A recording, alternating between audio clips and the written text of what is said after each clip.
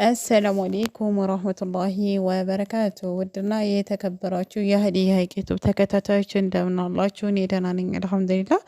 እናንተ እንዴት ናችሁ? በአዲስ ነገር ከቸው ብያለሁ። ላይክ፣ ሸር፣ ሰብስክራይብ አይረሳ፣ አበረታቱኝ። ውድን የተከበራችሁ የሀገሮች ልጆች እንግዲህ ዛሬ ሱመያ መልስ ሰጥታለች ስለ ሰይድ ማለት ነው። ሰይድ ምን ገጠመው? አዩ ምን አለች? ሱመያስ ምን መለሰች? የሚለውን አብራችሁኝ ከቆያችሁ ትንትን ብትን አድርጌ እነግራችኋለሁኝ። አብራችሁኝ ቆዩ። ወደ ዋናው ነገር ላምራ ማለት ነው። እንግዲህ ሱመያ ሰይድ ጎንደር እንደገባ ባህር ዳር ሲገባ መልስ ሰጥታ ነበረ ማለት ነው። ባህር ዳር የለሁም ጎንደር ነኝ ያለችው ሱመያ ዛሬ ደግሞ ጎንደር ገባሁኝ ሲላት እንግዲህ ሱመያ ወላሂ ወላሂ ወላሂ ጎንደር የለሁም ባህር ዳርም የለሁም ሌላ ቦታ ነኝ ስትል ቃሏን ሰጥታለች ማለት ነው። ሱመያ ግን ምን አስባ ይሆን? የምትሰሪው ስራ ግን ጥሩ አይደለም። በረመዳን ቀን ወላሂ ለአዚም እኔ ራሴ ብሆን ሰይድ አሳዝኖኛል ማለት ነው። ሱመያ ተይ ወደ አቅርሽ ተመለሽ።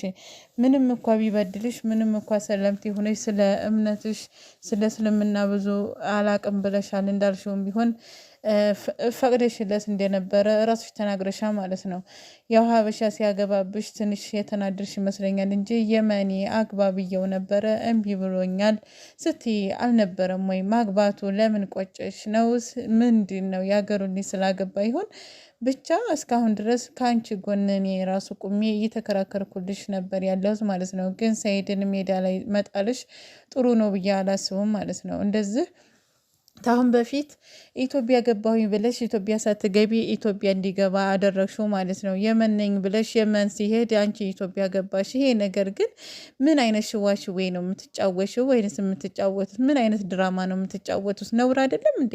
ትልቅ ሰው አይደላችሁም እንዴ? ወልዳችሁ ከብዳችሁ ለምን ይሄ ነገር ይካተታል? በቃ ካመንሽበት በቃ ኒካሁ አልወረደም ብለሻል ማለት ነው።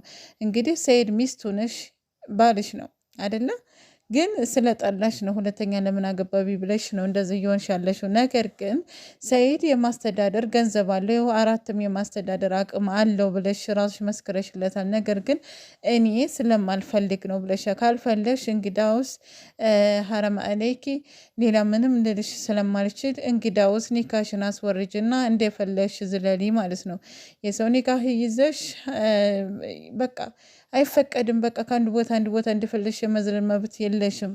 እንግዲህ ስለ ሸሪያው ብዙም እውቀት የለኝም ምናምን ብለሻል ማለት ነው። እና ብዙዎቹ እንደመለሱልሽም ተስፋ አደርጋለሁ ማለት ነው። ሱመያ ወደ አቅርሽ ተመለሽ እና ልጆችሽን ልቅ በሰላም ከባለቤትሽ ጋር ሆነሽ አሳድጌ። ግዴታ አዳማ መሄድ የለብሽም፣ ግዴታ ናዝሬት መሄድ የለብሽም ከሰይድ ጋር ለመኖር። አዲስ አበባም ያኖርሽ የትም ያኖርሽ በቃ ባህር ዳርም ያኖርሽ አንቺ የምፈልግበት ቦታ ኑረሽ ልጆችሽን አሳድጊ። እኔ የሷ ጎረቤት መሆን አልፈልግም፣ አዩን ማግኘት አልፈልግም። አሁን ሰይድ ጋር ከተታረቅኩኝ እንደዛ ነው የሚሆነው ብለሽ ማሰብ የለብሽም ማለት ነው። ፈለግሽበት ቦታ ሊያኖርሽ ይችላል፣ በቃ ይችላል ብለሽል እንዴ።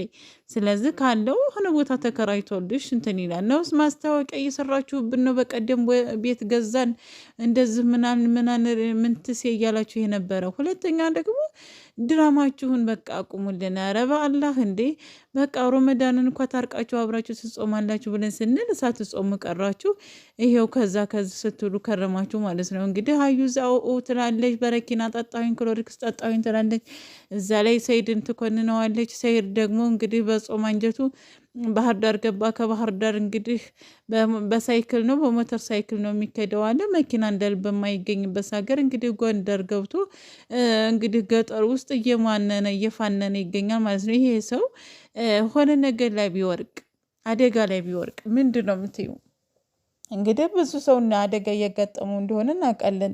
በሀገራችን ባለው የሰላም ሁኔታ የተነሳ ብዙ ነገር እየገጠማቸው ነው ያለው። ይሄ ሰውዬ በማንነቱም ይሁን በምንነቱም በቃ ለየት ያለ ሰው መጣብን ብለው የሆነ አደጋ ቢያደርሱበት አንቺ ተጠያቂ አይደለሽም ወይ? ከምርም ተጠያቂ ነሽ።